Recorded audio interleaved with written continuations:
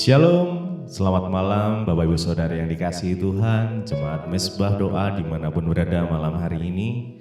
Mari kita mau sama-sama datang pada Tuhan, kita mau siapkan hati kita mau datang dengan kesungguhan hati. Jikalau pada malam hari ini kita sudah mungkin beraktivitas seharian dan malam hari ini kita bergabung kembali di Mesbah Doa. Kita mau benar-benar menikmati kasih Tuhan. Kita mau menghormati setiap pengorbanan yang sudah Tuhan nyatakan untuk menebus setiap dosa kita. Mari kita sama-sama berdoa. Bapa, terima kasih buat malam yang indah ini Tuhan. Jikalau Engkau masih memberikan kami satu kesempatan untuk kami boleh datang menyembah Engkau, kami menikmati kasih-Mu, kami bersyukur Tuhan Engkau telah menebus setiap kami. Pengorbanan-Mu yang sempurna di atas kayu salib Tuhan, untuk menebus setiap kami.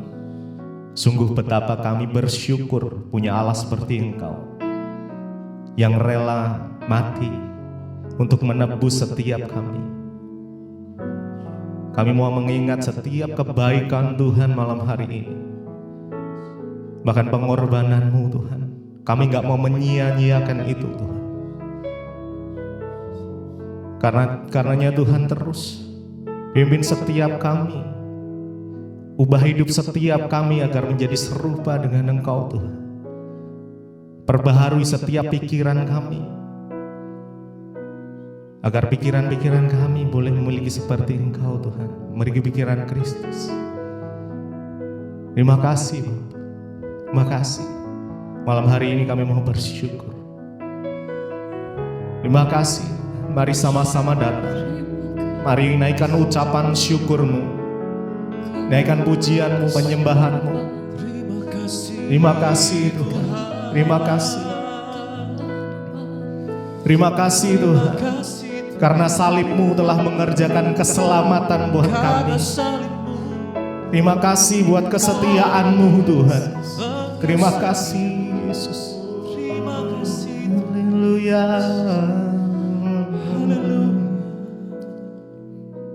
Salib-Mu telah mengerjakan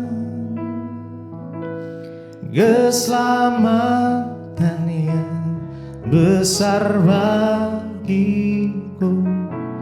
Ku berdiri menyaksikan Kau setia dan hidup dalamku.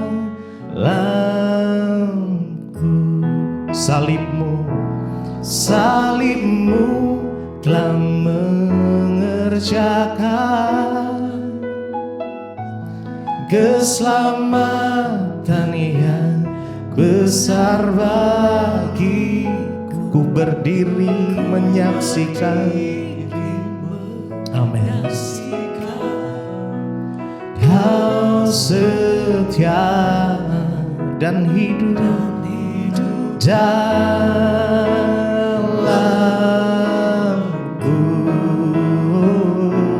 Salib-Mu telah mengerjakan keselamatan yang besar bagiku. Ku berdiri menyaksikan Engkau setia Tuhan.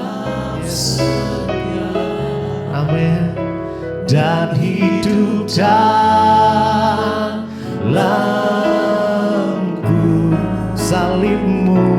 Salib-Mu telah mengerjakan keselamatan yang besar bagiku. Ku berdiri menyaksikan Kau setia dan hidup dalamku.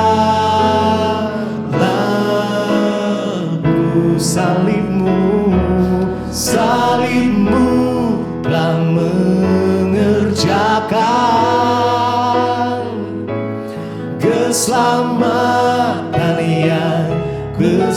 bagiku. Ku berdiri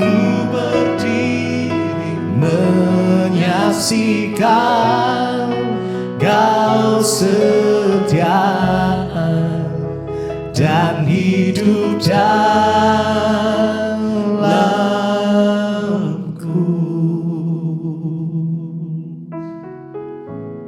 Terima kasih buat salib-Mu Tuhan yang selamatkan kami. Kasih-Mu yang besar atas setiap kami Tuhan, dan kami bersyukur, buat kasih setia-Mu Tuhan yang tak pernah habis dalam hidup kami. Yesus,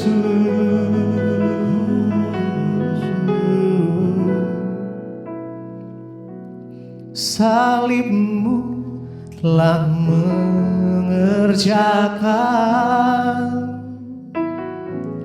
keselamatan yang besar bagiku. Ku berdiri menyaksikan Kau setia dan hidup dalamku. Mari lebih lagi dengan segenap hati. Salib-Mu, biar kasih-Mu Tuhan boleh mengalir. Keselamatan yang besar bagiku. Ku berdiri menyaksikan Kau setia dan hidup dalamku.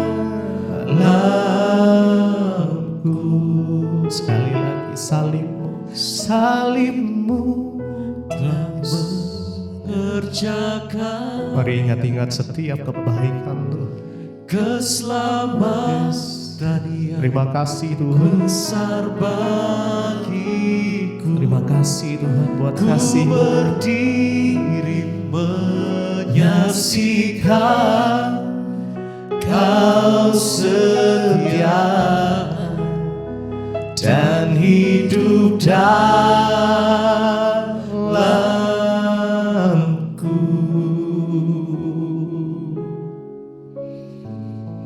Terima kasih Tuhan. Sungguh kasih-Mu terbesar. Engkau rela disiksa untuk kami, disalib bagi kami. Sungguh kasih-Mu termegah Tuhan. Betapa kami mengasihi Engkau.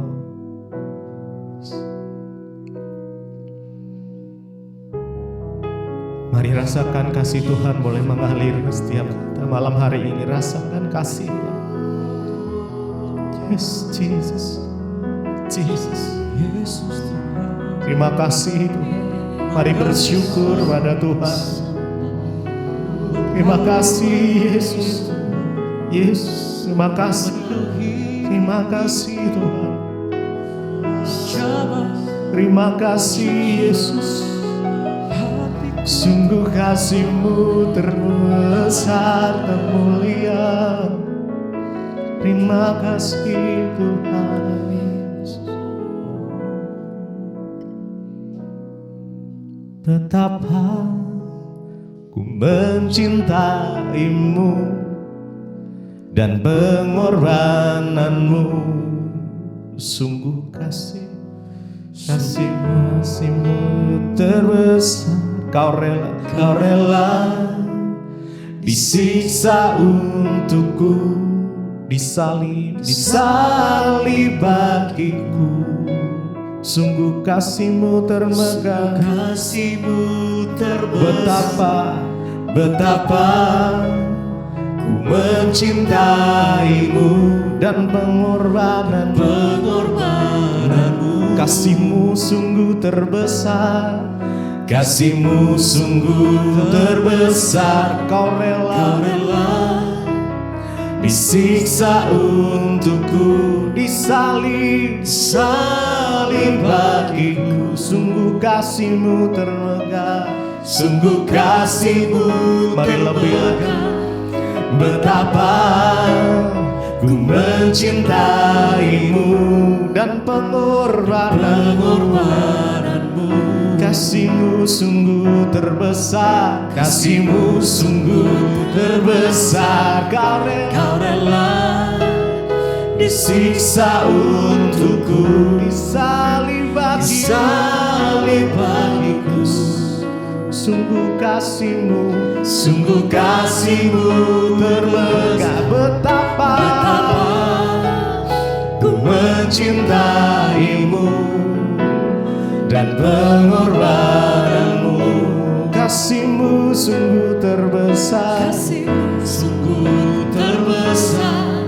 Kau rela disiksa untukku, disalib bagiku. Sungguh kasihmu termegah untukku.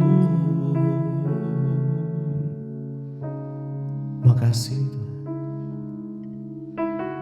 Terima kasih Yesus. Biar malam hari ini kami mau ambil waktu. Mari saudara ambil waktu sejenak. Mari ingat-ingat setiap kebaikan Tuhan. Kalau kita masih ada sampai saat ini, semuanya karena kebaikan Tuhan, karena penyertaan Tuhan, karena kasih-Nya yang luar biasa atas setiap kita. Apapun yang terjadi, apapun yang kau alami saat ini, jangan pernah putus pengharapanmu. Berharap hanya pada Tuhan saja. Makasih. Betapa ku mencintaimu dan pengorbananmu. Kasihmu sungguh terbesar. Kau rela disiksa untukku, disalib bagiku. Sungguh kasihmu sekali terbesar. Betapa ku mencintaimu dan pengorbananmu. Kasihmu sungguh terbesar. Kau rela disiksa untukku, disalib bagiku. Sungguh kasihmu termegah untukku.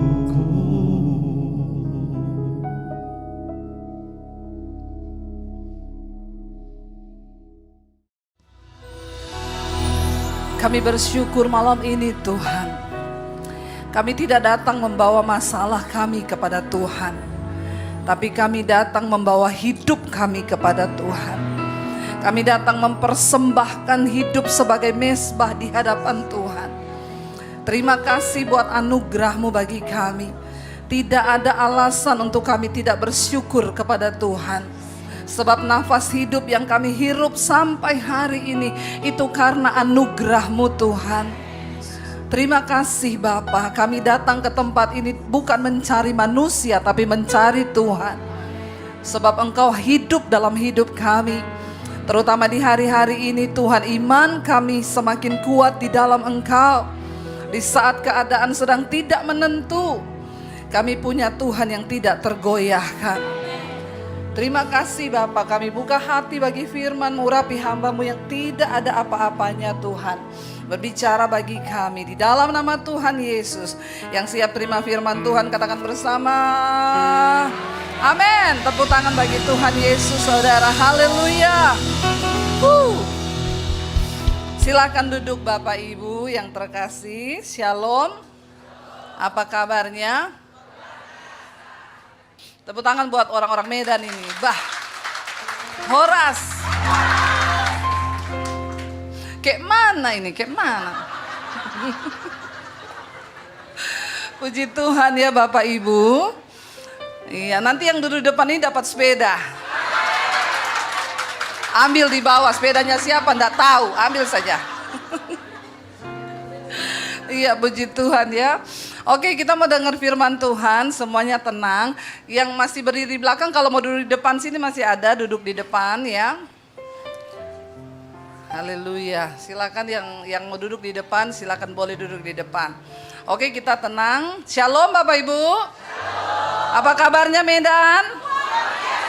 Luar biasa. Karena kita punya Tuhan yang luar biasa. Haleluya. Kita ini ada di bulan Agustus, kita memperingati kemerdekaan. Tidak usah diiringi, nanti saya menangis loh. Bapak Ibu, berapa banyak yang sudah merdeka? Yang merasa sudah merdeka. Yang belum, enggak usah angkat tangan. Enggak usah ngaku-ngaku. Yang sudah merasa merdeka dulu, angkat tangan.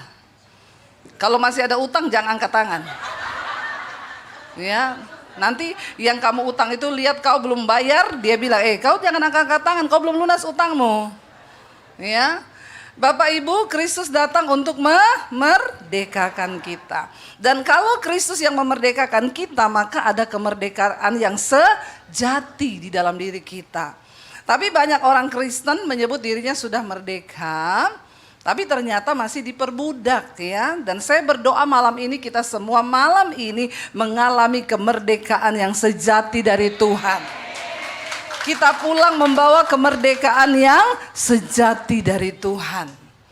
Ya, saya bersyukur saya ini dulu bukan orang yang sudah mengenal Kristus dari kecil. Berapa banyak yang sudah dengar kesaksian saya? Kalau gitu enggak jadi, semua sudah dengar. Berapa banyak yang sudah subscribe channel YouTube saya? Semua ya. Ya, berarti ini sudah dengar khotbah saya semua ini. Berarti nggak usah khotbah aja ya. Oh, mau khotbah lagi. Iya, Bapak Ibu, saya bersyukur saya ini ya terlahir bukan Kristen. Dan ya hidup ini kan kita nggak bisa pilih toh. Kalau orang berkata hidup adalah pilihan, maka menurut saya ada dua hal yang kita nggak pernah bisa pilih di hidup ini. Yang pertama, lahir. Yang kedua, mati. Amin. Kita tidak pernah bisa memilih kita terlahir di keluarga yang seperti apa.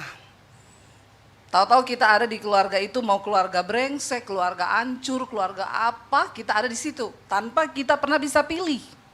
Kita juga nggak pernah bisa memilih kita terlahir dengan wajah yang seperti apa toh.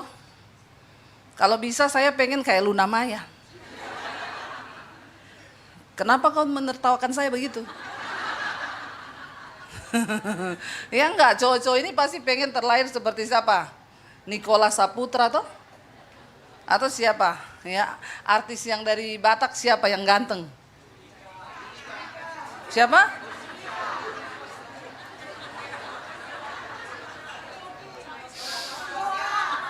Coki si Tuhan. Kalah ganteng sama Tuhan Yesus. Kita tidak pernah bisa memilih terlahir di keluarga seperti apa dengan muka seperti apa. Ya, tapi kalau Tuhan sudah ciptakan begini, ya bersyukurlah. Dulu saya nggak pernah bisa menerima diri saya. Saya dulu merasa saya ini orang yang paling jelek di dunia waktu saya belum ketemu Tuhan Yesus loh. Ya, saya bilang kenapa hidung saya pesek, kenapa muka saya begini. Padahal saya cantik loh. Nggak usah tepuk tangan. Saya tahu tepuk tanganmu itu mengejek. Ya. Dulu saya merasa kurang, kenapa saya nggak kayak dia, hidungnya mancung. Hidungmu itu sudah diciptakan satu, lubangnya dua menghadap ke bawah, itu sudah normal. Nggak usah ke operasi, amin. Kecuali lubangnya menghadap ke atas toh, harus dioperasi. Bukan apa-apa, kalau mandi masuk air mati. Jadi dulu saya merasa kurang waktu saya belum ketemu Tuhan Yesus. Lalu dari kecil Saya terlahir di keluarga papi saya haji, kakek saya ustadz. Jadi dari kecil sudah diwanti-wanti, jangan bergaul sama orang Kristen. Apalagi pacaran sama laki-laki Kristen. Apalagi kamu jadi Kristen menikah sama orang Kristen. Dengar baik-baik, lebih baik papi masuk penjara daripada kamu bikin malu keluarga. Papi bunuh kamu kalau kamu menikah dengan orang Kristen.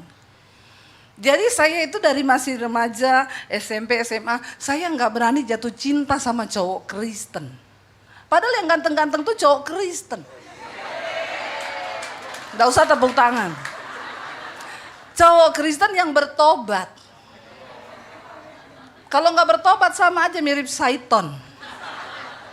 Ya, jadi saya membatasi diri karena saya takut. Tetapi Yesus berkata, bukan kamu yang pilih aku, tapi aku yang pilih kamu. Amin. Jadi kalau hari ini kita bisa percaya Tuhan Yesus, itu karena kita percaya nggak kamu kalau engkau itu adalah orang pilihan? Bilang kanan kirimu, kamu tuh dipilih Tuhan loh. Kamu tuh dipilih Tuhan, ya. Kita ini dipilih Tuhan, makanya kita ada malam ini percaya kepada Tuhan Yesus. Ya, dan akhirnya saya karena dibesarkan tanpa mengenal Tuhan Yesus, saya hidup dalam dosa. Karena saya pikir kemerdekaan itu dulu adalah ketika saya bebas melakukan apapun yang saya mau, itu artinya merdeka. Satu kali Yesus berkata kepada orang-orang Yahudi, kalau engkau tinggal dalamku dan firmanku tinggal dalam kamu, maka kamu adalah benar-benar muridku dan kamu akan mengerti kebenaran dan kebenaran itu akan memerdekakan kamu. Lalu orang Yahudi protes, mereka bilang, maaf Tuhan, kami ini keturunan Abraham dan bukan hamba siapapun. Terus engkau berkata kami akan dimerdekakan. Hello, dimerdekakan dari apa? Kami ini bukan budak. Kami keturunan Abraham, orang merdeka, bukan budak. Tapi Yesus berkata kepada mereka begini, sesungguhnya barang siapa terus berbuat dosa, hidup dalam dosa, maka engkau adalah hamba dosa dan engkau belum merdeka. Jadi di sini siapa yang masih berbuat dosa terus? Yang tadi sudah mengaku merdeka tadi itu siapa? Yang sudah tidak berbuat dosa. Saya mau tanya serius dulu. Yang masih berbuat dosa. Yang hidup di dalam dosa. Yang tidak berbuat dosa. Nggak ada yang angkat tangan semua ini. Yang bingung angkat kaki. Ini semua bingung. Firman Tuhan berkata, kalau kita berkata bahwa kita sudah tidak berdosa, maka kita menjadikan Tuhan Yesus itu pendusta. Berarti kita memang masih berbuat, tetapi kita bukan hamba dosa yang seperti apa? Dosa itu beda saudara. Ada dosa karena kejatuhan, ada dosa keterikatan. Yang Yesus maksud di sini dosa keterikatan. Kalau dosa kejatuhan itu contoh, bangun pagi kita udah bilang Tuhan, saya mau hidup kudus pagi ini, saya enggak mau marah-marah. Iya kan ibu-ibu? Ibu-ibu di Medan ini tidak pernah marah-marah kan? Betul tidak itu? Hah? Kayak mana kau ini? Kau masih marah-marah gak tiap hari? Masih? Tiap hari kau marah? Terus kapan kau marah? Kadang-kadang sehari 24 jam ibu marah terus. Kita ini marah itu ada orang marah karena kejatuhan. Misalnya bangun pagi udah doa damai sejahtera sukacita, tiba-tiba keluar kamar, anak bikin salah sama kita atau anak bikin apa atau suami, lalu kita emosi. Ya, lalu kita emosi sempat kita marah, berdosa nggak? Berdosa, karena amarah itu mengerjakan sesuatu yang tidak berkenan di hadapan Tuhan. Tapi tiba-tiba Roh Kudus ingetin, kamu tuh dosa loh, kenapa kamu marah sama suamimu? Tuhan ampuni aku Tuhan, aku tuh tadi tidak bermaksud marah. Lalu kita datangi suami kita, aku minta maaf ya, tadi aku berdosa, aku sempat marah. Diampuni nggak dosanya? diampuni. Tapi beda dengan orang yang tiap hari marah terus. Mau tidur marah, bangun marah, ya. Pagi marah, siang marah, sore marah. Ada nggak yang begini di sini?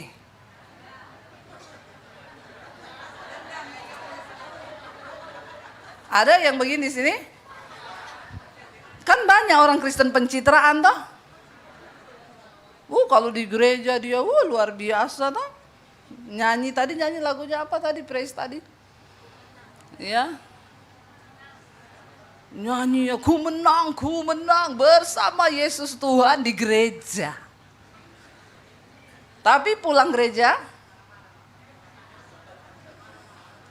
ku kalah.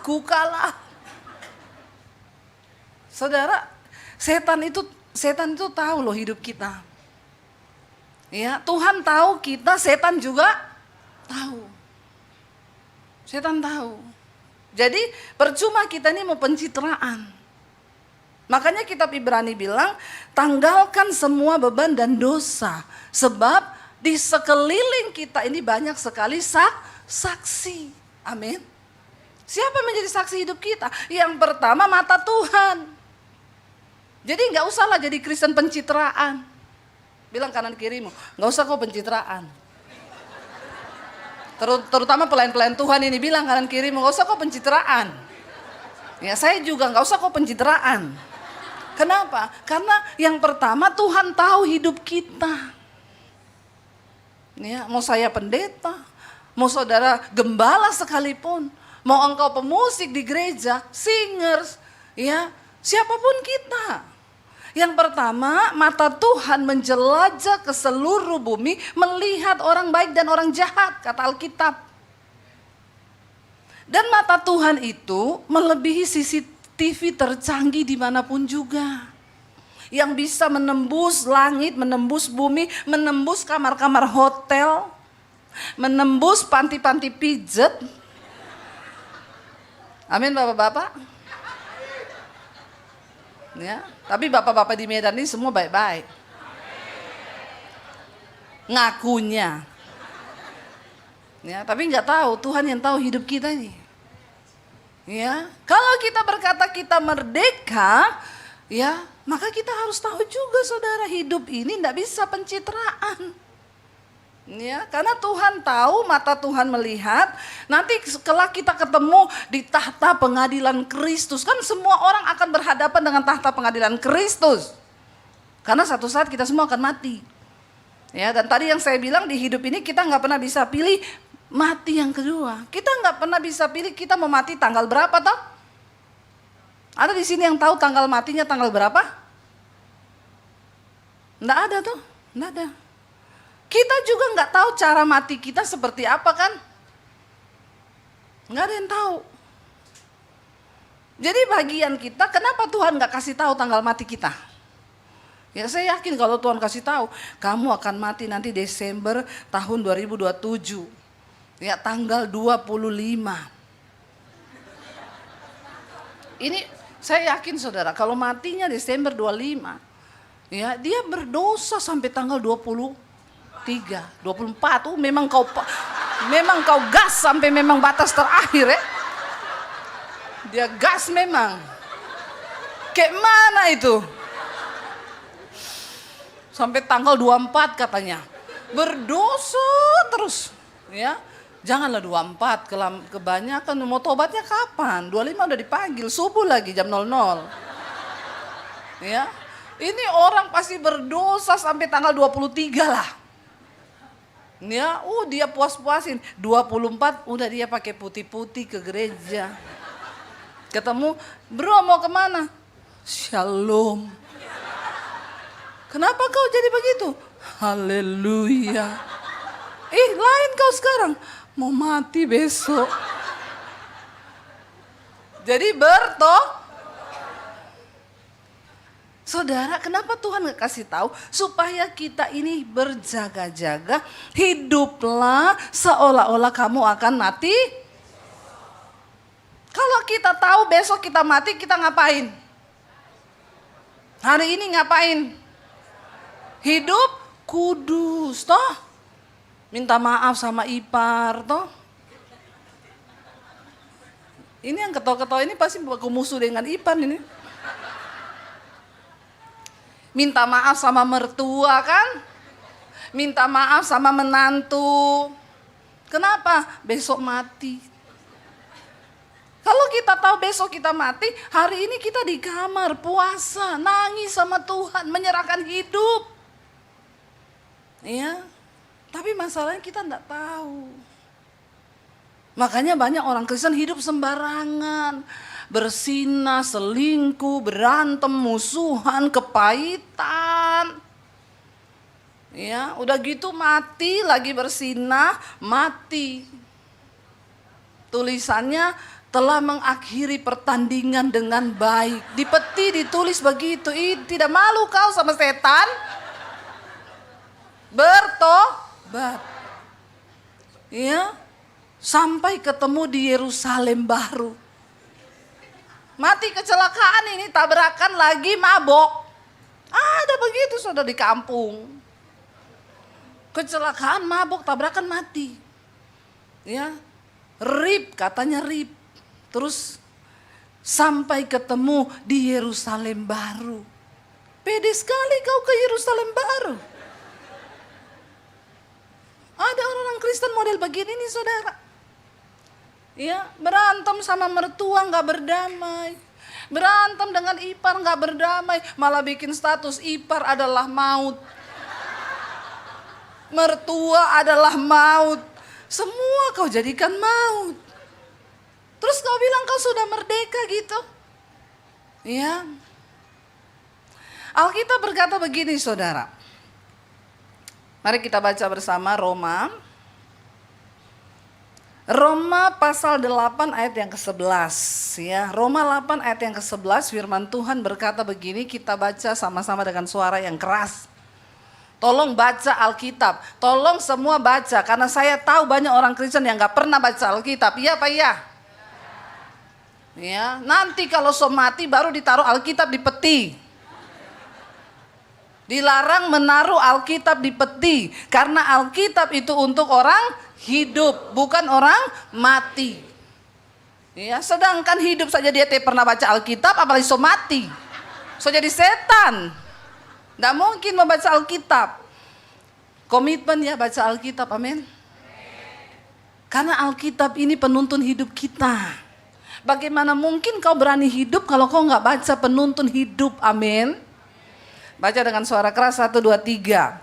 Dan jika roh Kristus yang telah membangkitkan Yesus itu dari antara orang mati diam di dalam kamu, maka ia yang telah membangkitkan Kristus Yesus dari antara orang mati akan menghidupkan juga tubuhmu yang fana itu oleh rohnya yang diam di dalam kamu. Kalau roh Allah itu yang membangkitkan Kristus dari antara orang mati ada di dalam kita, kata firman Tuhan. Wow enggak? 3 kali wownya. Amin. Ini ayat powerful banget. Roh yang membangkitkan Kristus dari kematian itu ada dalam kita. Jadi tidak mungkin roh itu tidak mampu melepaskan engkau dari rokok. Ada yang masih merokok di sini? Banyak. Ya. Ada yang tanya, Ibu, emang orang Kristen tidak boleh merokok? Ayatnya di mana? Saya bilang tidak ada di Alkitab, di pom bensin banyak. Kau baca itu di pom bensin besar tulisannya dilarang. Apa hubungannya pom bensin dengan surga? Kalau di pom bensin saja kau tidak boleh masuk, apalagi di... Karena surga itu bukan tempat sembarang orang masuk. Surga itu untuk orang-orang yang berkenan sama Tuhan. Ada yang masih merokok di sini? Nggak usah angkat tangan. Nanti saya baptis, saya rendam 15 menit kau. Biar kau buka mata langsung di rumah Bapa di surga, toh? Lebih baik tubuhmu binasa tapi jiwamu selamat, kan? Ayatnya di mana? Nggak usah tanya ayat. Yesus bilang, kalau engkau mau masuk dalam kerajaan sorga, kasihilah Tuhan Allahmu dengan segenap hatimu, segenap jiwamu, segenap akal budimu, dan segenap Jadi orang yang merokok itu orang yang tidak mengasihi Tuhan dengan akal budi. Amin. Kenapa di rokok itu ada tulisan? Ya, barang siapa yang merokok pasti kena sakit. Sakit apa? Jantung, ya, stroke, kanker, bahkan kematian. Udah ditulis rokok ini membunuhmu. Terus kau merokok. Padahal kau ada otak diciptakan Tuhan toh? Ada enggak otakmu? Ada. Enggak apa-apa kita otak-otak saja ya. Sama lah kita ini orang Medan dan orang Sulawesi toh? Ya, kalau ada otakmu, kenapa kau tidak pakai itu? Akal budi ini loh. Ya, sebab banyak orang punya otak tapi nggak punya akal budi. Akal budi itu adalah kemampuan manusia untuk membedakan yang baik dan yang jahat. Ya, udah gitu kau batuk-batuk, kau cari dokter, kau cari pendeta. Pendeta doakan. Kenapa Opung? Batuk saya. Opung merokok, iyo. Tidak usah minta didoakan. Ya, dinikmati saja itu batuk. Itulah upahmu toh. Tapi kalau sakit dia takut mati juga. Padahal selama ini dia isap itu rokok, ditulis rokok itu kan sama kau bunuh diri. Tuhan bilang, tidak tahukah kamu bahwa tubuhmu itu adalah bait Allah di Yerusalem sudah dihancurkan. Ya, Yesus berkata kepada perempuan Samaria, nenek moyangmu tuh berdoa di atas gunung. Kami orang Yahudi berdoa di Yerusalem karena ada bait Allah di sana. Tapi saatnya akan datang dan sudah tiba sekarang, Allah mencari penyembah benar yang menyembah Dia dalam roh dan kebenaran. Tidak tahukah kamu bahwa tubuhmu itu adalah bait Allah? Bait? Apakah engkau akan pakai tubuhmu untuk persinahan? Untuk kenajisan, untuk rokok, untuk minuman keras? Ya. Bait Allah itu kudus dan bait itu Allah itu ialah kamu, kata firman Tuhan. Coba semua bilang, ini bait Allah. Harus kudus, amin. Ya, karena Tuhan itu mau tinggal di tempat yang kudus. Ya, jadi jangan tanya lagi di mana ayatnya. Yesus berkata, firman Tuhan berkata, kalau roh Allah yang membangkitkan Kristus dari kematian ada dalam diri kita, maka engkau gak bisa bilang, Bu, saya gak bisa mengampuni, Bu. Terlalu sakit apa yang dia buat. Kau ini kurang teraniaya. Makanya cuma disakiti sedikit sudah terluka dalam. Cuma apa ya, dikata-katain udah mau ke psikiater. Tertekan aku. Kurang teraniaya kau ini. Orang Kristen zaman dulu dikejar pakai parang. Penderitaannya mereka tuh begitu. Saya ini belum pernah ada orang Kristen konseling, Bu, saya mau konseling, kenapa? Saya mau dibunuh, Bu, karena nama Yesus. Belum ada. Konselingnya itu apa? Bu, kepahitan sama siapa? Ipar. Bu, kepahitan sama siapa? Tetangga, Bu. Kepahitan sama siapa? Sama itu loh, teman gereja. Saya bilang, enggak ada masalah. Yang lebih beratkah kau datang ke sini ini? Hah? Cuma masalah begini, saya kau mau konseling kau? Baca Alkitab. Ada lagi ibu-ibu datang, Bu, saya kepahitan sama suami saya. Kenapa? Suamiku itu tukang selingkuh. Kalau ngomong kasar, bahkan sering main tangan. Saya bilang, Bu, Alkitab bilang ampuni. Dia jawab saya apa? Ibu Debbie enak bilang mengampuni. Ibu itu enggak tahu, enggak rasa suami saya. Saya enggak mau rasa suamimu. Kenapa kau suruh saya rasa? Siapa yang pilih itu suamimu dulu? Ya saya sih, Bu. Lah kenapa kau suruh saya rasa? Saya punya suami sendiri. Ya itu kan kau yang pilih kan? Iya enggak ibu-ibu? Malu, enggak usah konseling kalau suamimu kayak begitu. Doa saja, duduk di kaki Tuhan, amin. Kan kau yang pilih toh. Makanya ini anak-anak muda yang di sini ini, kalau mau kalau mau pacaran, mau jatuh cinta, jangan bilang cinta itu buta. Buka mata lebar-lebar, amin. Kalau sudah kawin baru buta kau. Karena udah gak bisa apa-apa. Nggak boleh cerai, iya toh? Apalagi orang Batak ini kan paling memegang prinsip nggak boleh cerai kan? Ada nggak di sini yang cerai? Ada juga tapi, ya. Tapi jangan saudara, karena kalau semua orang memilih bercerai, terus bagaimana firman Tuhan terjadi? Selama engkau merindukan kehendak Tuhan terjadi dalam keluargamu, bayar harga. Duduk di kaki Tuhan, berdoa bagi suamimu, amin. Jangan gampang-gampang bilang cerai. Ya itu ibu ndak tahu suamiku. Ya ibu ndak rasa suamiku. Ya ndak mau saya rasa. Bu Devi tolong kalau gitu doakan suamiku bu, titip bu. Namanya Tigor ibu. Nah, karena saya lagi di Medan, saya sebut saya Tigor toh. Kalau saya di Jawa saya bilang Joko. Saya bilang ibu maaf saya ndak bisa berdoa buat suaminya ibu. Loh ibu kan pendeta. Doa yang didengar Tuhan itu doa yang lahir dari hati yang hancur.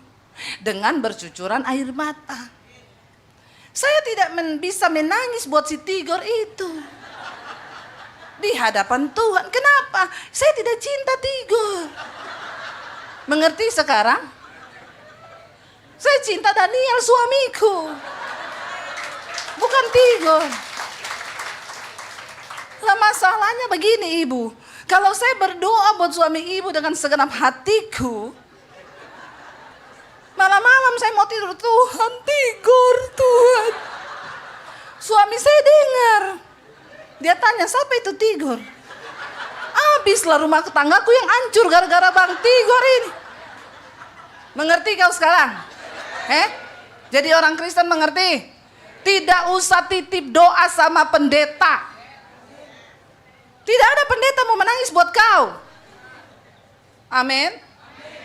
Saya pun tidak. Kenapa? Karena saya tidak mencintai suamimu itu. Dan tidak ada orang yang bisa menangis buat keluargamu selain dirimu sendiri di hadapan Tuhan.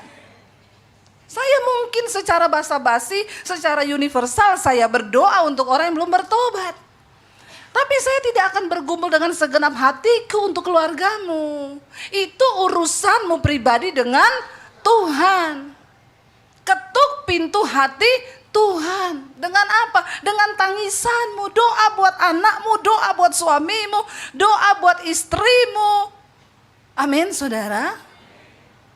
Makanya saya itu kadang kalau ketemu di bandara orang, Bu Devi doakan tumpang tangan. Ngapain sih Bu basa-basi, pulang tutup pintu masuk kamar berdoa.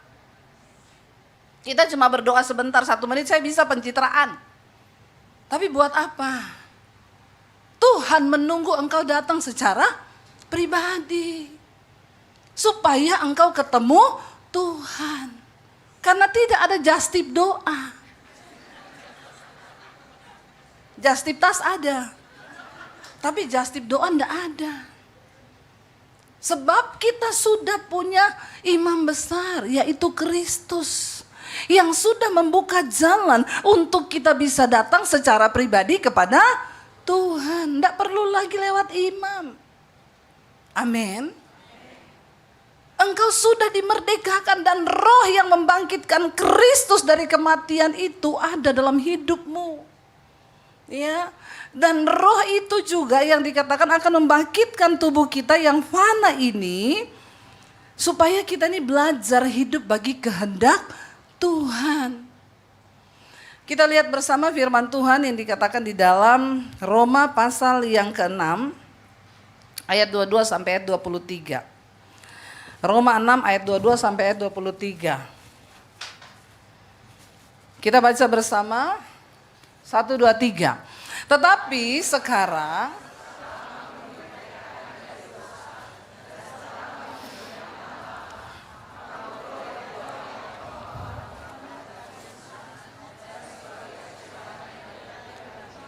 sebab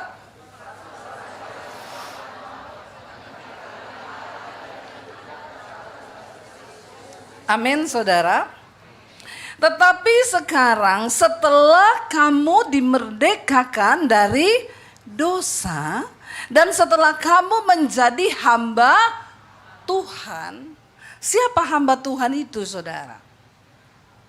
Apakah para pendeta? Apakah saya? Apakah Pak Gembala? Apakah pengerja yang ada di sini yang disebut hamba Tuhan? Hamba Tuhan artinya orang yang taat kepada Tuhan. Mereka disebut hamba Tuhan. Kalau pendeta tidak taat sama Tuhan, berarti bukan hamba Tuhan. Jemaat, engkau taat sama Tuhan, engkau adalah hamba Tuhan. Amin. Bilang kanan kirimu, kau hamba Tuhan loh. Kalau kau taat sama Tuhan. Ya. Tapi kalau kau taat sama setan, kau hamba setan, bilang. Enggak apa-apa, bilang saja, bilang. Ya, biar ngerti gitu, biar takut kita ini. Orang yang disebut hamba Tuhan adalah mereka yang taat kepada Tuhan. Walaupun engkau jemaat, kalau kau taat sama Tuhan, engkau disebut hamba Tuhan. Tapi sebaliknya, walaupun dia pendeta, gembala sekalipun, kalau dia bersinah, dia nggak nurut sama firman, sombong, dengki, iri hati, kepahitan, maka dia bukan hamba Tuhan. Cuma jabatannya pendeta. Jadi siapa hamba Tuhan itu? Kamu telah dimerdekakan dari dosa dan itu kamu menjadi hamba Allah. Maka kamu beroleh buah yang membawa kamu kepada pengudusan. Orang yang bertobat dimerdekakan mengenal Kristus, hidupnya berbuah. Amin. Waktu saya mengenal Tuhan Yesus, saya ini buta sama sekali dengan firman Tuhan. Orang saya nggak kenal Tuhan Yesus. Tapi ketika saya mengenal Tuhan Yesus, saya ke gereja. Tadinya saya mau bunuh diri. Tapi saya rindu ketemu Tuhan, saya bilang Tuhan, saya memikirkan hidup gitu. Buat apa ya Tuhan tuh ciptakan manusia ke dunia ya? Terus kalau Tuhan itu memang ada, siapa ya Tuhan ya? Pertanyaan itu berkecamuk dalam otak saya, saudara. Lalu saya bilang begini, Tuhan sebelum saya bunuh diri, saya pengen ketemu Tuhan. Siapa sih engkau yang sebenarnya saya percaya ada Tuhan. Karena orang yang paling bodoh itu orang yang tidak percaya Tuhan. Saya kemarin pergi ke Samosir, saudara, melihat Danau Toba. Kita naik ke Sibea-bea. Siapa yang belum pernah pergi ke Sibea-bea, angkat tangan. Saya suruh kau bertobat. Terlalu indah untuk terlewatkan. Sepanjang jalan naik itu saya lihat pemandangan Danau Toba. Saya sekeluarga di mobil tidak berhenti berdecak kagum ini. Wow, amazing, wow. Saya bilang sama suami saya, kayak di Georgia ya, saya pernah pergi ke Georgia, itu pemandangannya kayak begitu. Ternyata di Toba ada. Di Sibea-bea ada. Saya undang saudara, pergilah ke sana. Jangan kau tertawakan dirimu sendiri itu.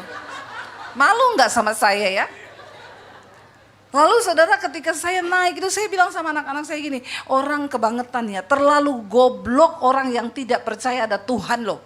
Kita melihat aja ciptaan Tuhan yang begini tuh kita wow, Tuhan itu ada, wow, luar biasa, wow. Ya, karena saya ini dulu waktu sekolah saya ambil jurusan biologi. Walaupun setelah lulus sampai sekarang sih ujiannya ekonomi terus. Padahal dulu sekolah jurusannya biologi, ujiannya ekonomi, saudara. Ada yang sama? Nggak usah kau angkat tangan. Lalu ya saya itu udah belajar biologi, saya belajar tentang bagaimana ya melihat tanaman, hewan, manusia yang diciptakan, reproduksi manusia. Saya tahu ada Tuhan. Lalu saya bertanya, Tuhan siapa engkau? Kan ada banyak agama, tapi kan Tuhan cuma satu. Lalu saya berdoa gini, saya nggak peduli dengan agama, saya pengen ketemu Tuhan. Ini satu kerinduan hati dari seorang manusia ciptaanmu, yang saya ini udah mau mati loh, saya mau bunuh diri loh Tuhan. Lalu Alkitab berkata kan, carilah Tuhan selama ia berkenan ditemui. Karena barang siapa yang mengetok, baginya pintu dibukakan. Dan siapa yang mencari, maka dia akan mendapat. Jangan puas cuma jadi Kristen. Saya melihat banyak orang Kristen puas jadi Kristen. Minggu ke gereja, menjalankan kehidupan seperti biasanya. Engkau harus masuk lebih dalam sampai kau ketemu secara pribadi dengan Tuhan Yesus. Amin. Kalau orang cuma Kristen toh, apalagi karena terlahir di keluarga Kristen, KTP Kristen, ya, bagaimana lagi tidak mau Kristen? Nama Matius, adiknya Lukas, adiknya lagi Yohanes. Kebangetan kalau tidak Kristen ibu, ya. Tapi engkau harus mencari Tuhan, karena kalau kau cuma jadi Kristen, maka hidupmu nggak berbuah. Tapi orang yang berjumpa secara pribadi dengan Tuhan, dia dimerdekakan dari dosa, maka hidupmu akan ada buah pertobatan. Waktu saya jadi Kristen, saya ke gereja, saya pakai baju senam. Saya ini dulu pelatih senam, gini-gini dulu langsing. Ya, sejak banyak makan ragi, makan roti, itu jadi begini sekarang. Saya ke gereja pakai baju senam, saya ikut ibadah karena takut ketahuan saudara. Tapi saya udah ancam, awas ya kamu itu jadi Kristen. Saya ke gereja sembunyi-sembunyi, saya dikasih Alkitab. Saya bilang saya bukan orang Kristen tapi saya pengen ketemu Tuhan Yesus. Ini loh Alkitab baca. Zaman saya bertobat tahun 95 belum ada YouTube. Belum ada Google, belum ada ChatGPT. Belum ada AI. Jadi saya belajar Alkitab dari mana? Dari Alkitab dan dari Roh Kudus. Amin. Saya enggak ada handphone waktu itu. Telepon orang tanya, artinya buah roh itu apa ya? Enggak. Saya enggak ada cari pendeta. Ya karena bagaimana mungkin orang saya aja takut ke gereja takut. Saya baca Alkitab. Cuma Alkitab yang saya punya. Dan ketika kita rindu bertumbuh, maka Tuhan berkata, Roh Kudus akan mengajarkan banyak hal kepadamu tentang kebenaran. Saya baca Alkitab saudara. Saya baca tentang keinginan daging, keinginan roh. Orang yang hidup menurut daging tidak mungkin berkenan kepada Tuhan. Dan tidak mungkin mendapat bagian dalam kerajaan Allah. Mereka yang melakukan hal-hal daging, kenajisan, percabulan, amarah, iri hati, kebencian, dendam, kepahitan, perpecahan, pemecah belah, roh percederaan. Semuanya itu adalah perbuatan daging. Dan orang yang hidup menurut daging tidak mungkin bisa masuk dalam kerajaan sorga. Ya, jadi kau jangan bilang waktu kau selingkuh terus kau bilang, kenapa ibu bapak selingkuh? Gara-gara setan bu. Kasihan setan loh, kena mental sama kau. Sampai setan bilang sama Tuhan, saya sudah mau pensiun jadi setan Tuhan. Kenapa? Manusia lebih.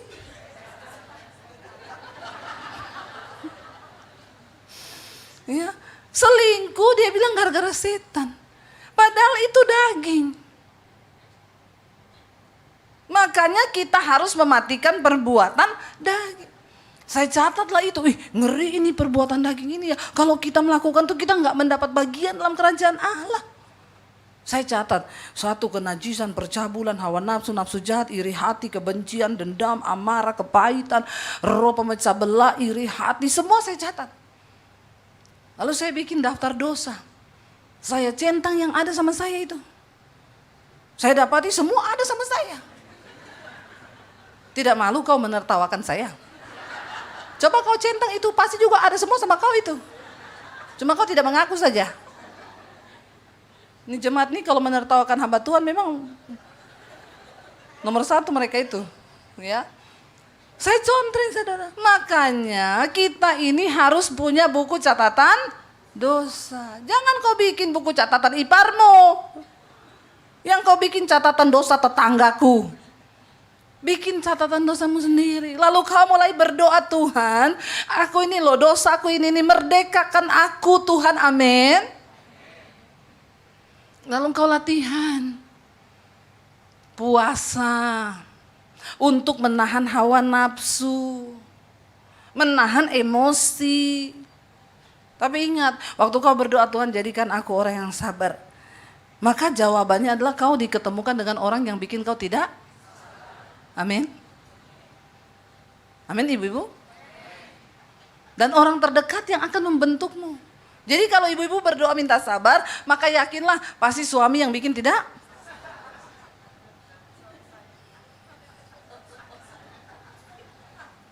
Karena besi menajamkan besi, manusia menajamkan.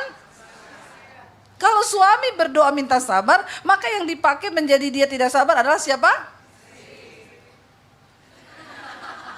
Mengaku semua mereka. Ya itulah hidup, beginilah hidup. Tapi bersyukur kalau Tuhan bentuk kita, itu berarti Tuhan sayang kita, amin. Tapi harus peka. Ya. Jangan engkau balas jahat dengan jahat. Tuhan, aku mau sabar. Kau keluar, suamimu marah-marah. Bilang begini, terima kasih Tuhan, kau pakai dia untuk membentukku. Amin ibu-ibu. Bilang amin beneran ini. Tulus ndak aminmu itu? Mulai besok praktekkan, amin. Jangan sehari terima kasih Tuhan, 2 hari terima kasih Tuhan, 3 hari cari gara-gara dia ini. 4 hari kau bikin kopi, kau kasih sianida. Bertobat. Ya, jangan. Kita harus melatih diri untuk beribadah. Orang yang bertobat itu ada buah. Terlihat dari hidupnya. Makanya ketika saya berubah nih, saya berubah. Dulu saya ini paling pemalas di rumah. Waktu saya terima Yesus, saya jadi paling rajin. Amin anak muda. Amin. Orang Kristen tuh kadang hebat di gereja, hebat di luar, tapi di rumah ya pemalas. Di gereja pelayanan tamborin rajin, singers, main musik rajin. Di rumah cuci piring sendiri enggak pernah. Ya, waktu saya bertobat, saya baca tuh, hai pemalas belajar kepada semut, sebab orang malas itu pasti miskin. Jadi kalau kau miskin, bukan salah Tuhan. Karena nasib itu kita yang buat. Bertobat. Saya jadi rajin, saya berubah. Dulu pulang jam 2 malam. Bertobat, enggak pernah keluar malam. Amin anak muda. Jadi keluarga saya melihat, ini kok jadi aneh ya. Dulu pakai baju seksi. Bertobat, enggak mau lagi. Ya, bertobat benar-benar. Sampai ketika saya jadi Kristen, saya ngaku sama papi saya mau minta izin, mau kemana, mau ke gereja, dia kaget. Maka kata-kata yang pertama keluar dari mulutnya begini, oh ternyata ini penyebabnya, makanya akhir-akhir ini kamu jadi aneh. Memang semua orang yang berjumpa Tuhan Yesus pasti jadi aneh. Pertanyaan saya, sudah anehkah saudara? Beneran? Aneh, sekarang makin gila bu. Aneh. Dulu jadi istri yang cerewet tiap hari, sekarang diem.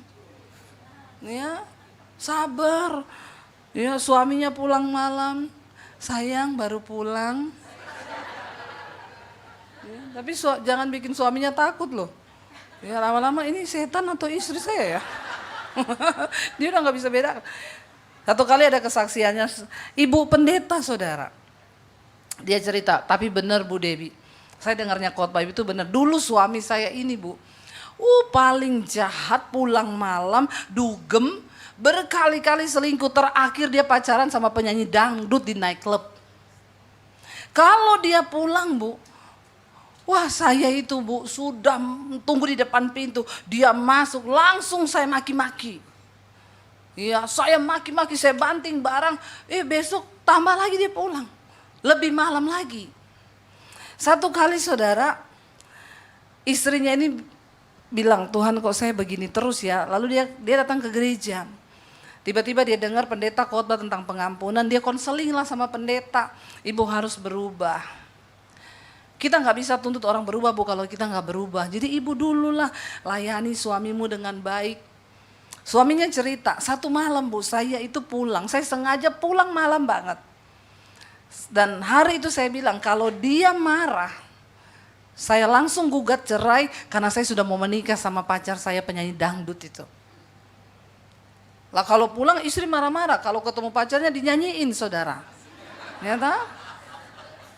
Abang Toyib. Ya, iya. Kok istri kayak anjing galak. Nah waktu itu istrinya diubahkan, dia berdoa saudara, dia puasa. Dia tunggu suaminya pas pulang malam, dia bilang, "Pak, udah pulang?" Suaminya bilang, "Kok aneh ya?" Suaminya cuek aja.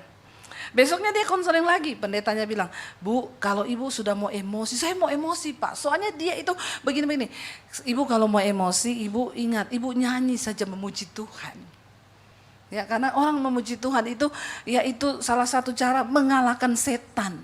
Kita mau merdeka ini, tapi setan kan gak mau kita merdeka. Lalu suaminya pulang.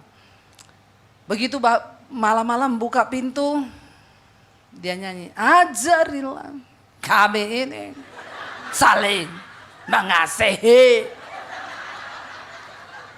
Suaminya ngeliati, "Ajarilah kami ini." Ini sambil melawan emosi nih. Karena kalau tidak dia sudah mau banting-banting barang lagi. Ya suaminya masuk sama saling mengampuni. Enggak apa-apa, enggak apa-apa. Yang penting kau berlatih saja. Daripada mulutmu ini mengucapkan kata-kata yang kotor, nyanyi ibu-ibu, amin. Bang Tigor pulang kau nyanyi. Gitu. Ajarilah.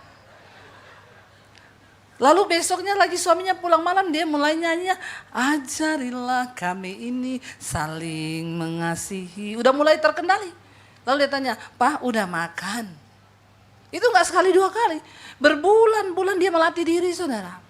Sampai akhirnya suaminya peluk dia dan berkata, "Kenapa kamu bisa begini?" "Saya ketemu Tuhan Yesus." Suaminya bilang, "Ajak saya ke gereja." Dan suaminya bertobat jadi pendeta, terakhir jadi gembala.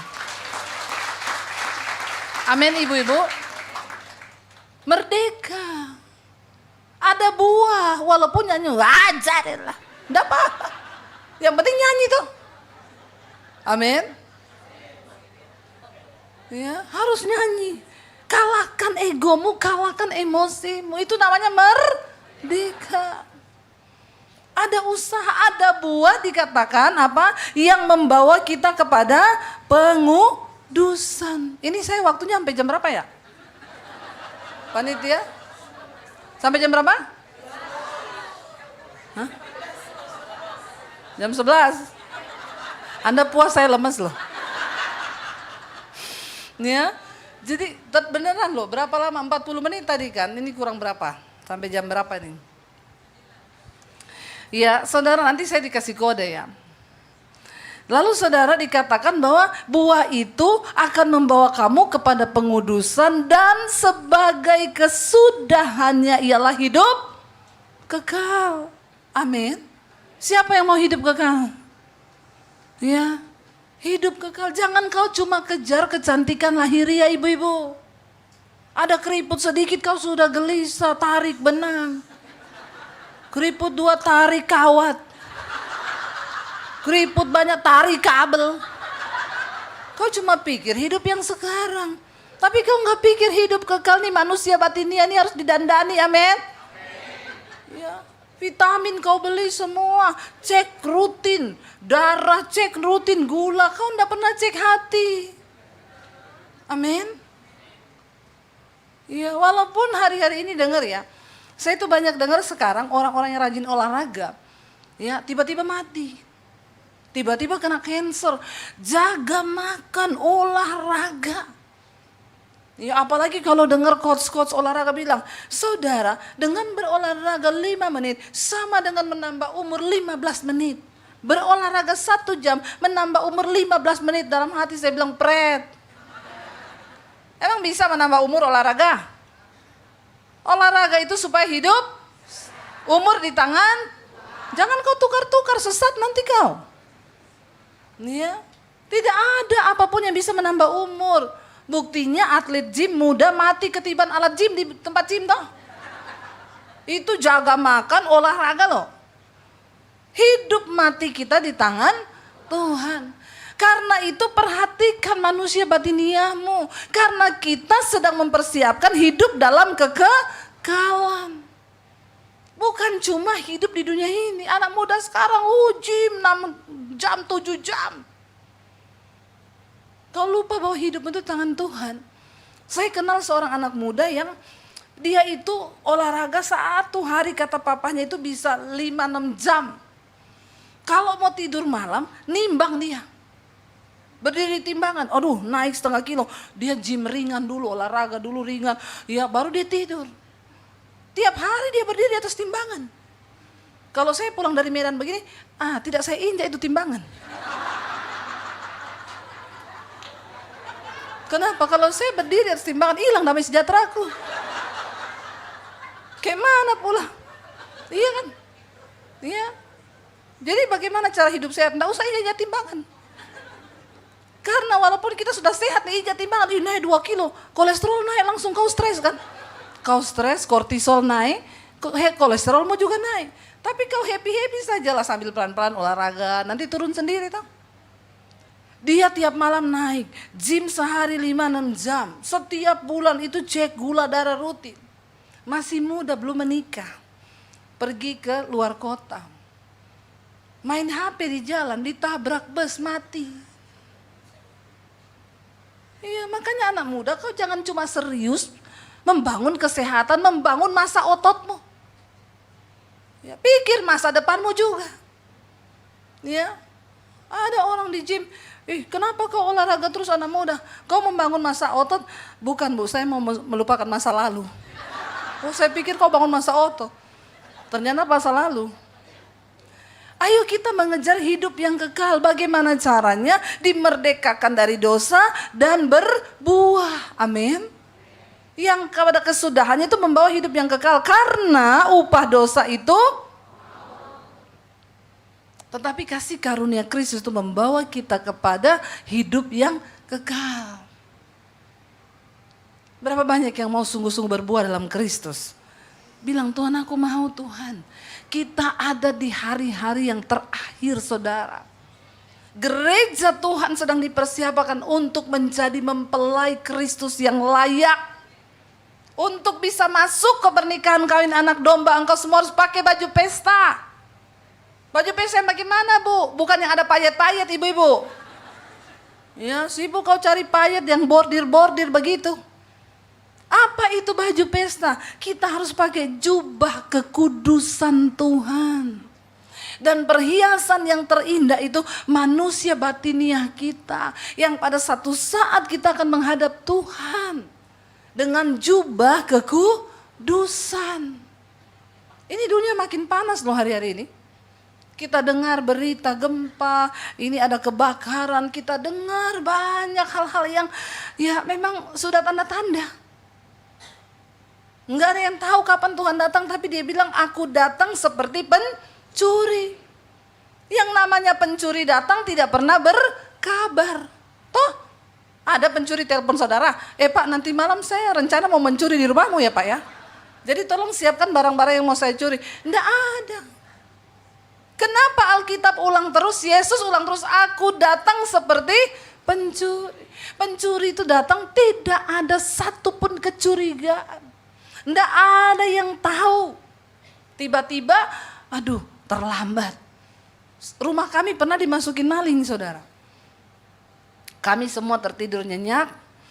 Nggak ada yang tahu, bangun pagi, handphone hilang, laptop hilang, semua hilang. Kemana ya? Lalu kita cek, oh dia bobol jendela. Tapi nggak ada yang tahu satupun. Ya dan saya waktu itu malu juga gitu ya. Aduh saya ini pendeta kok rumah saya kemasukan maling gitu. Jangan tertawa kau. Bagaimana saya mau bersaksi ya? Karena kan lebih bagus kalau bersaksinya itu gini, saudara tadi malam ada maling mau masuk rumah saya. Tiba-tiba malaikat Tuhan bekerja, maling itu kecantol di pagar. Kan itu jemaat tepuk tangan toh kalau begitu toh. Oh tepuk tangan semua itu pasti, luar biasa Tuhan. Malingnya kecantol di pagar sampai pagi dia tergantung di situ. Senang kita mujizat. Saya mau bersaksi bagaimana maling masuk semua hilang. Pasti jemaat mau bilang lagi, pendeta kok kemasukan maling, enggak berdoa itu pendeta itu. Iya apa iya kau? Suka kali kau menghakimi hamba Tuhan toh? Di sini tidak toh? Enggak ada yang ngaku. Jadi saya bilang, tapi itu pelajaran. Saya bilang, ternyata kalau pencuri masuk, benar-benar kita terlelap, nggak tahu loh. Handphone hilang, laptop hilang, semua hilang. Baru sadar pagi pencuri, ya ampun pencuri. Baru buka CCTV. Yesus akan datang seperti pencuri. Karena itu dia kasih tanda tuh. Tandanya apa? Perang. Bangsa bangkit melawan bangsa. Tandanya apa? Gempa bumi.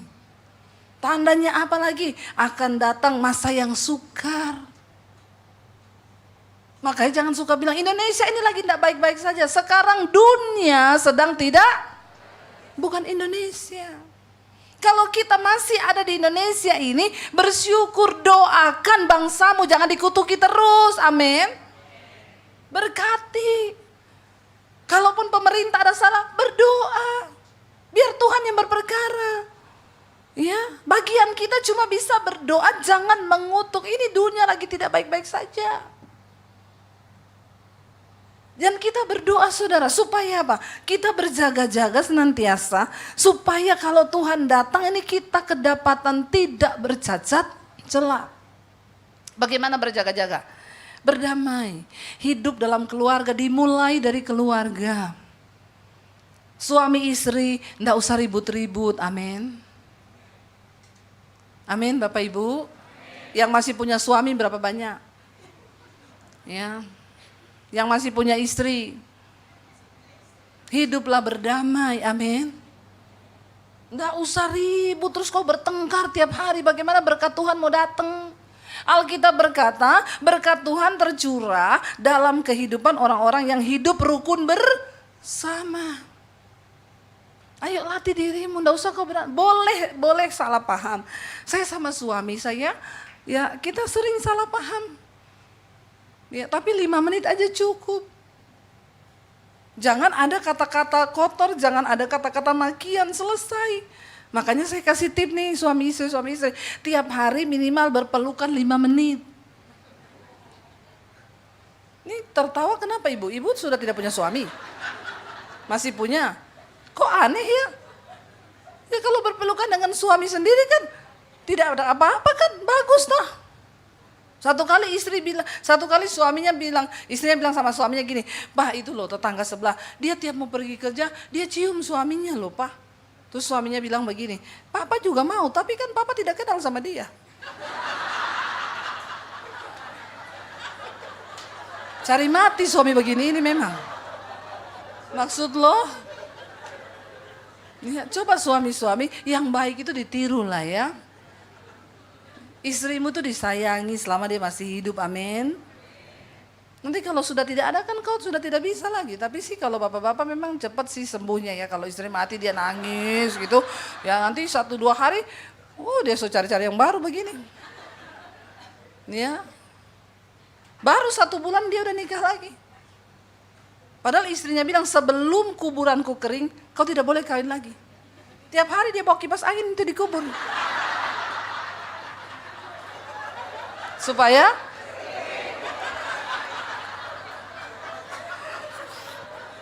tapi kalau bapak-bapak di Medan ini tidak begitu, setia semua toh? Ya, itu yang di sana-sana itu ya. Kita ini berdoa Bapak Ibu, tidak selamanya istri itu ada di samping kita, enggak selamanya itu suami yang di samping kita. Mulai dari kita dulu yuk, tiap hari hidup rukun bersama. Enggak usahlah ribut-ribut, enggak usah berantem, karena setan lihat hidupmu. Tapi orang Kristen sekarang pencitraan di jalan nih berantem, mau ke gereja tadi ini ada yang begini. Kenapa kamu begini? Makanya kau itu nggak dapat tempat duduk kan karena kau terlambat, kau make upnya lama sekali. Ada yang begitu itu, saya tahu ini. Tidak usah kau angkat tangan, tidak usah angkat tangan kau. Ya.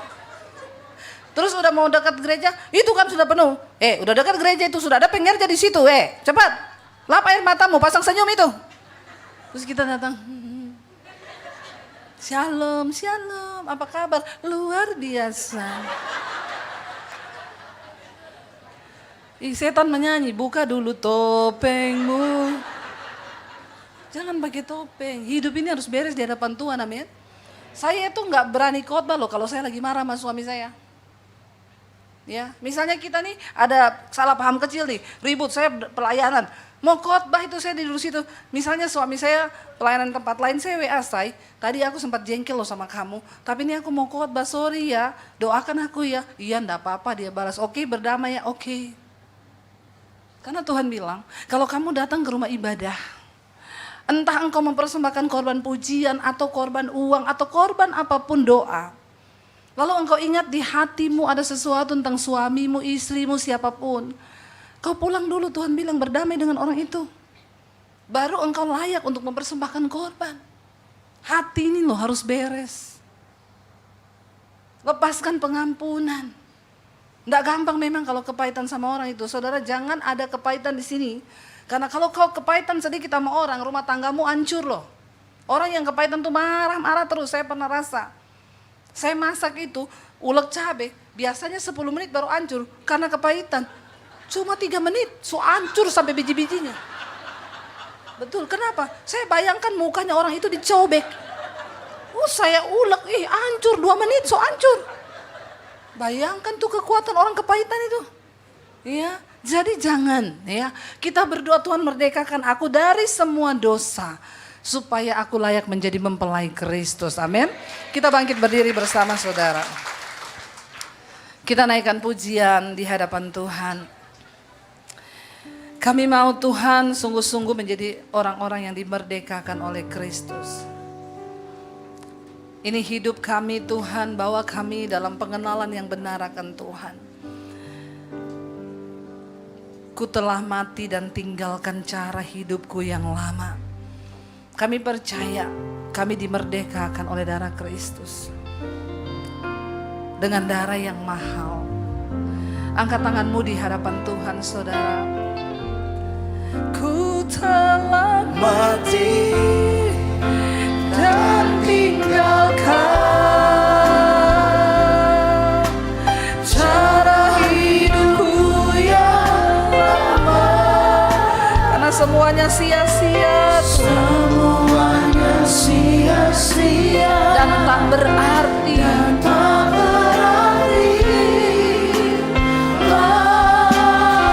Katakan di hadapan Tuhan, hidup ini ku letakkan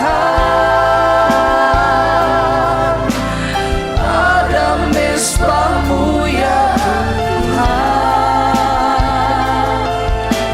Jadilah padaku seperti yang Kau ingini. Lebih lagi akui di hadapan Tuhan. Dan tinggalkan cara hidupku yang lama. Karena semuanya itu sia-sia dan tak berarti lagi. Amin.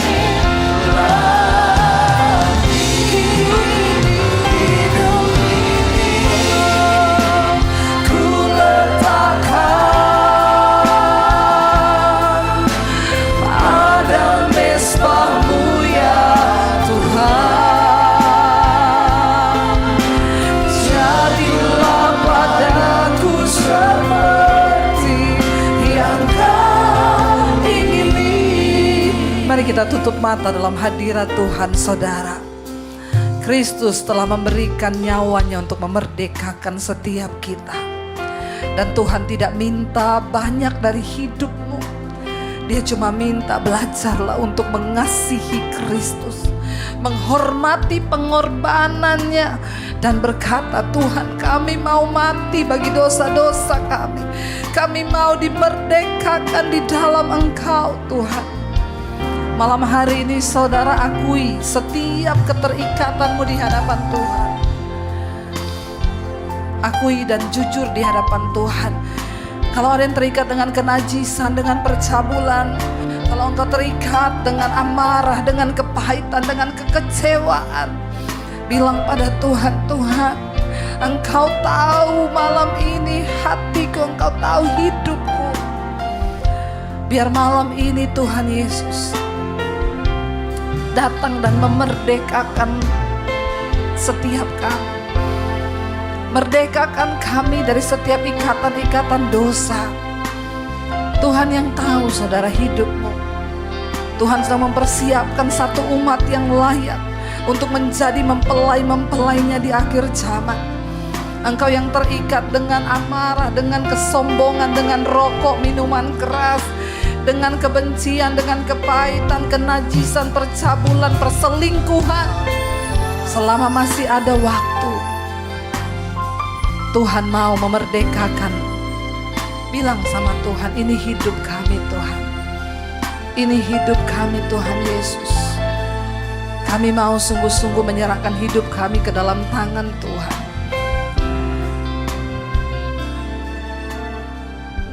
Biar malam ini engkau dengan Tuhan saudara.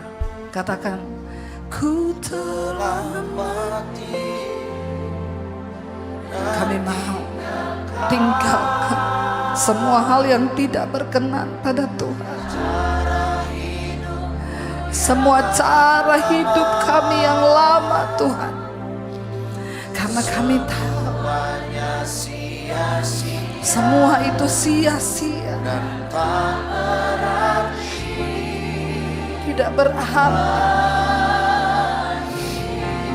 Ini hidup kami Tuhan. Kami letakkan di atas mezbah. Amin.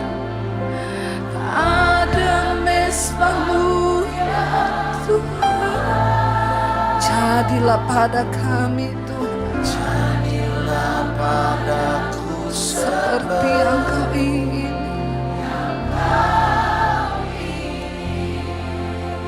Lebih lagi bilang kepada Tuhan, ku telah mati. Angkat tanganmu di hadapan Tuhan saudara. Malam hari ini Roh Kudus ada di tengah kita. Hadirat Tuhan ada di tengah kita. Dia melihat setiap tanganmu yang terangkat sebagai tanda penyerahan. Katakan di hadapan Tuhan, semua itu tidak berarti. Semua kepahitan kami, semua amarah, semua dosa kami. Persiapkan kami menjadi mempelai-mempelai-Mu Tuhan di akhir zaman. Yes, Lord Jesus. Jadilah padaku seperti yang Kau ingini. Mari sembah Tuhan. Oh Jesus. Biar hadirat-Mu penuhi tempat ini Tuhan. Jamah setiap hati. Tangan-Mu Tuhan sedang menjamah setiap mereka yang membuka hati. Touch Jesus. Touch Jesus. Hadirat Tuhan sedang bekerja di tengah kita malam ini. Dan setiap hati yang mau berbalik kepada Tuhan, Roh Kudus lawat gereja-Mu di akhir zaman Tuhan.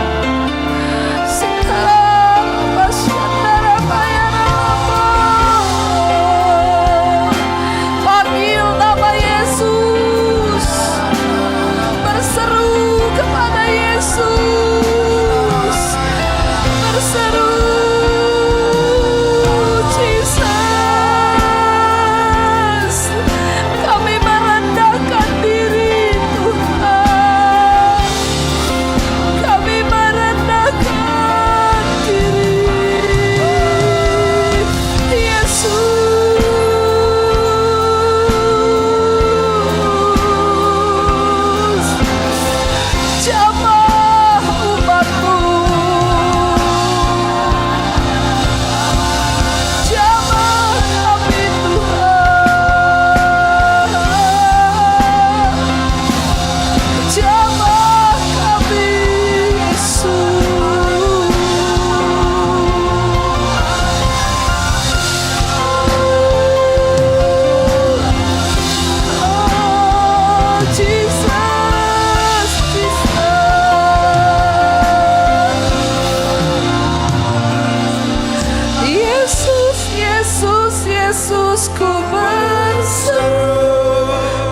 nama Yesus, saudara. Katakan ada Tuhan. Bilang Tuhan pengabdian hanya padamu. Yes Lord. Yesus, Yesus, Engkaulah. Yesus, Yesus, Yesus, Yesus.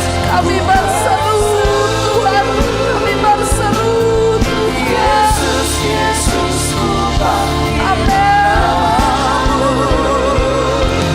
Pengabdianku hanya padamu. Yesus, Yesus, lebih lagi panggil nama Yesus. Yesus, Yesus, Yesus, ku berseru. Dengar seruan kami Tuhan. Kami panggil namamu. Pengabdianku hanya padamu. Yesus, Yesus, Engkaulah Allahku. Tuhan, kami mau belajar hidup terbuka di hadapan Tuhan. Sebab tidak ada guna kemunafikan yang kami bangun hanya untuk mendapatkan pujian manusia. Tapi kami melupakan Tuhan yang harus kami hormati di atas segala-galanya. Malam ini jadikan kami menjadi pribadi-pribadi yang berkenan di hadapan Tuhan. Sekalipun berat, kami mau belajar melepaskan pengampunan karena kami mengasihi Tuhan. Sekalipun berat, kami tinggalkan dosa-dosa kami dan belajar hidup mengabdi kepada Tuhan, supaya kami memperoleh buah yang akan membawa kami kepada kehidupan yang kekal bersama dengan Tuhan. Saudara, malam ini letakkan tanganmu di atas kepalamu, dan engkau imani itu adalah tangan Tuhan yang tertumpang di atas kepalamu. Bilang, Tuhan, terima kasih buat kuasa kemerdekaan yang kau berikan dalam hidupku. Aku mau jadi hamba-Mu Tuhan, yaitu orang-orang yang taat melakukan firman-Mu Bapa, supaya satu saat nama kami tercatat di kitab kehidupan-Mu. Tumpang tangan di atas kepalamu dan minta biar urapan Tuhan tercurah menyembuhkan, sehingga yang sakit disembuhkan dalam nama Yesus. Yang berbeban berat diberi kelegaan dalam nama Yesus. Yes Lord Jesus, urapan Tuhan bekerja di tempat ini malam ini. Jamahan Tuhan tercurah dalam nama Yesus. Terima lawatan Tuhan, terima terjadi sesuai imanmu malam ini. Yes Lord Jesus, Jesus, Jesus, kami berseru Tuhan. Touch Jesus, kelepasan terjadi, kesembuhan terjadi, pemulihan terjadi. Roh Kudus memerdekakan setiap kami malam ini.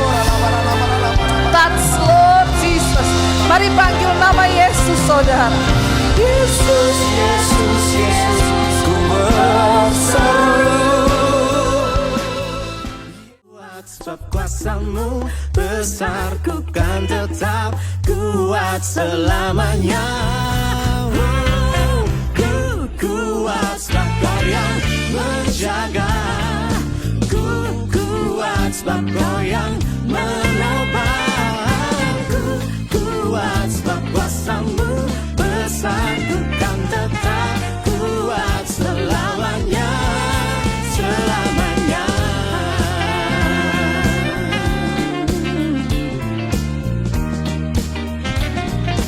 Ku kan kuat selamanya.